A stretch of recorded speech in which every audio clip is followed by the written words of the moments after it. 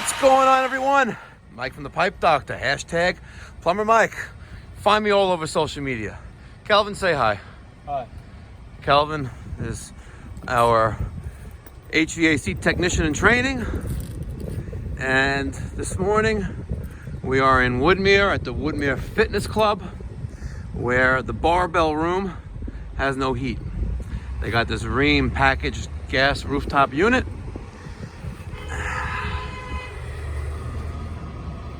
RKKA A-048 JK13E, and you can hear right away the inducer motor is running. You can hear that. It feels a little warm, but that's as much as we got. So that means we got power up here, we got a call for heat, and the inducer motor is running. So let's figure out what's going on. We'll take off this panel, and then we'll take off the electrical panel and see what kind of error codes we got. Kelvin's got the Milwaukee M18 impact driver with the Malco 5/16 and 1/4 inch driver on it, and he's gonna take out those two screws there. I have one thing to say. For those of you that tell me Panasonic is a real man's tool, no, you are absolutely wrong. All right, Milwaukee is the best way to go. It's the best tool to have. All right, anywhere you need it to be, it's right there. It's gonna help you out. All right. Team Red. Shout out to Milwaukee, man. Hashtag Team Red. Hashtag Pipe Doctor. 516-348-6300. OneHourPlumber.com is one of our websites. I think I got like a couple dozen of them. Back in the days when no one really was on the internet, no service providers were, I was, and I bought all these crazy domains. And if you want to buy one, good luck. Panasonic. I don't even, what color is Panasonic? Black and white? I think it's gray. It's gray. So Kevin's got the panel off. Let's take a look at this control board. And the red light is flashing on 2, on 2, on 2. So let's look at our wiring chart and see if there's a thing for it. Yeah, two flashes. Pressure switch or inducer problem detected.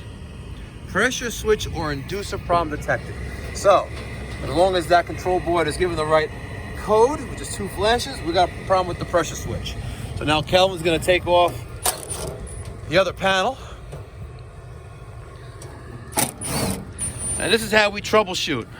You have to be very observant, see what's going on, you know, make note of that, mental note of that, and use that to process, you know, and diagnose what's going on. So, all right, so we have the cover off, and let's identify a couple components here before we get started. This is our burner tray and burner assembly. Here are all the burners. All right, we have a rollout switch there, another one there. So if flame ever is rolling out here, these go off on temperature, and we'll kill the safety circuit, blah. This one right here, which goes to that rod, that's our spark igniter coming from right there. And this one right here, all right, that's our flame rod. Just to get back there, it's back there. And there's our inducer motor. Here's our pressure switch, which goes to a pressure switch right there. All right, so let's just see for 1 second what's going on here. We got 2 wires. These 2 purple wires are going to the pressure switch, which is up there. We're gonna get the voltmeter. We're gonna take off the 2 purple wires and see if the inducer motor is causing enough pressure to close that pressure switch. So all we're gonna do is check for continuity with the fluke. I got the fluke meter right here. This is the Fluke 302 Plus. It's a great multimeter. It's a clamp-on model, so we can test amperage in between those 2 clamps right there. Calvin's got it set for continuity. He'll touch the 2 probes together to make sure it goes beep.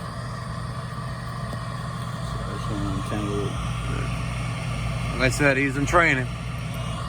We got a beeping sound there, perfect. So now, Calvin's gonna go up there. He's gonna disconnect the 2 purple wires coming from the pressure switch, making sure that when he takes them out, it's not gonna touch anything metal in case, you know, we don't wanna ground out anything.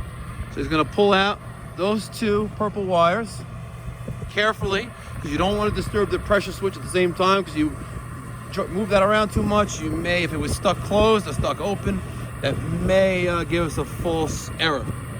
So we're going to take out those 2 purple wires and check.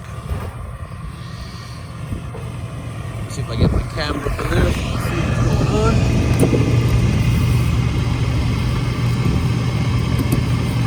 And while we're waiting for them to do that, if you like this channel, the first time visiting, support the channel. Listen, I'm not asking for money. I'm not asking for much. I'm asking for you to subscribe to the channel.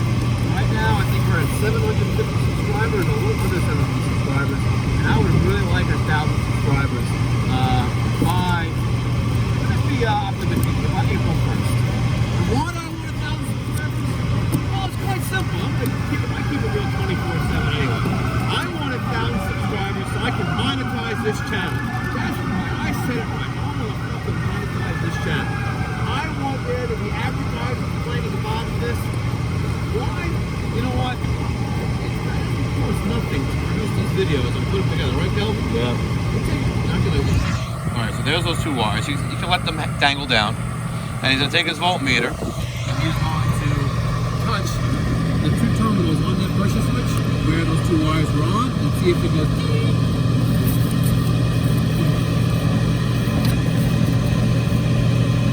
So what I want to monetize? Yeah, you know what? Let's a couple more pennies a day, a couple more shekels a day. That's what I would like to see. Just a couple bucks. A couple cents a day. That's what we're doing. Kelvin is fussing around with the he already disconnected one of the sensors, one of the leads on the voltmeter. And he's going to touch those 2 wires together. Those 2 terminals, 2 leads, voltmeter. See if it goes beep. Kelvin, does it go beep? No. You sure you're touching the terminals good? Run the terminals? Not too sure. Make sure.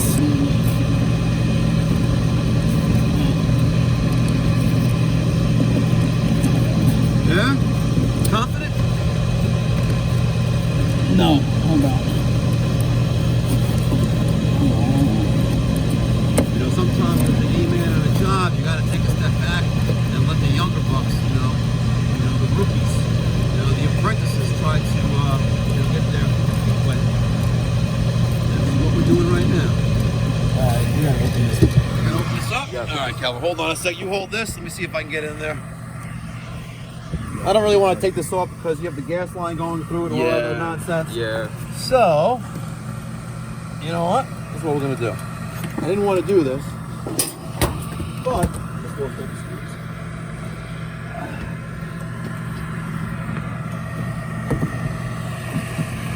I'm gonna take it off. I'm going to try. Yeah, I was trying. Very carefully. I didn't want to move it because if something is stuck in it, by moving it, you'll maybe make it work again. But we're going to be very, very careful. We'll take this out.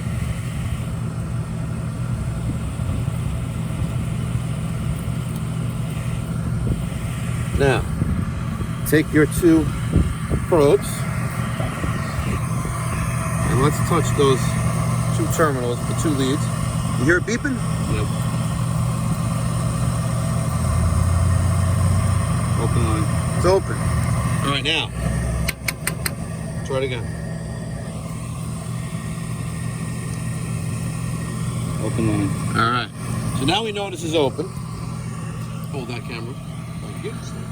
So we're going to take out the pressure switch tubing. All right. And I'm going to get my digital manometer. And we're going to see if we've got any pressure coming out of this pressure tube. I got my Testo 510. This guy is great. Turn that on. We have 0 inches of water column. That's the wrong way. We have about 1.65 inches of water column. All right. So let's just make sure this tube is clean. And look at that. Let's take a look inside there. It looks like it's crudted up, doesn't it? So, let's take a little something. You know what? This is what we can take. We can get the lead. I'm going to shove that in there.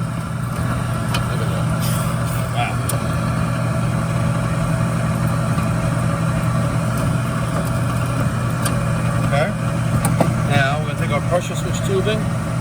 Put that back on there. Like that. Let's take another reading. And we got a little bit better. A little bit better.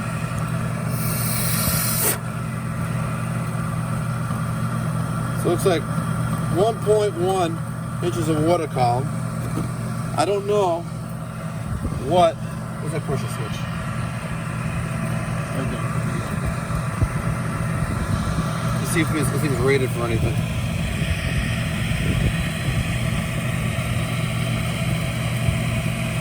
I don't know, but we did have some debris in there, so chances are the pressure switch may be bad. So put the lead right there. And now look. Now we have continuity, but because of that problem, I think I'm going to change the pressure switch. We're also going to change the pressure switch tubing. We're going to take off the inducer motor. We're going to make sure that's all clean in there. If there's any debris and stuff, let's unplug the power. All right. Let's disconnect the power to the motor itself. All right, and we're going to remove the screws holding the inducer assembly to the top part of the heat exchanger, or the discharge side of the heat exchanger. To verify. All right, and let's see if make sure nothing else is going wrong in there, because there was a lot of debris in there. You can tell when I blew that out. And be careful, mind, let's not disturb this. We want to put it back as is. And you know what? The motor looks okay. Some rust and stuff there, and it is freely spinning, but looks good. We have some rust to the actual motor assembly itself. Everything else looks okay. We're going to get some newer screws, which I have in my little my Vito tool pack, the Tech XL. By the way, the best $300 I ever spent. It's a great tool bag. That tool bag is, I want to say, a year and a half old already. A year and a half old. And normally, I would replace a tool bag every about 12 months. You know, I'd buy that C-Click one. C-Click? Yeah, C-Click. You know, Johnstone sells that. Yeah. And the thing falls apart. You know, tears form in the leather. But this one, like I said, it's a year and a half old. I actually have a review on it when I first got it, because I never thought I would spend $300 on a tool bag, but well worth the money. Just a shout out to TrueTech, and that's not an endorsement. That's not a paid endorsement. They're not sponsoring me. But it would be nice if they did. So Vito, if you're listening, I wouldn't mind a sponsorship. You know.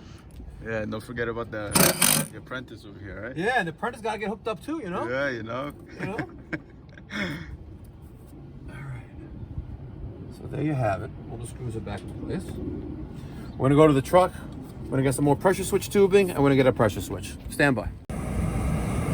All right, so I got new pressure switch tubing installed. I got a new pressure switch installed right back there. And we have ignition. Look at that, baby. Look at that.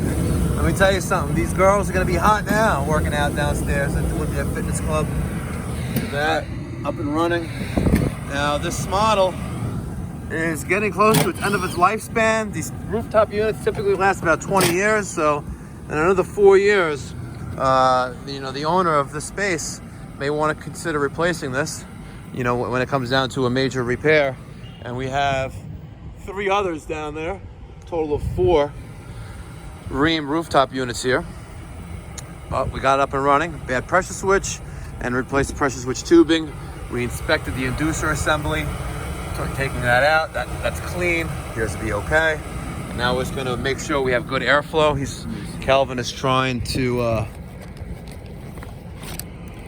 pry open the blower access door cover. He's going to be careful when he removes that. There's probably some pressure keeping that from opening. And he's going to make sure he keeps his hands clear, because that blower is actively running. Come on, Calvin. Don't be a pussy. Open it. There you go. Is it running? Yeah. Running good? Anything stuck in there? No. Okay, very good. Put that back together.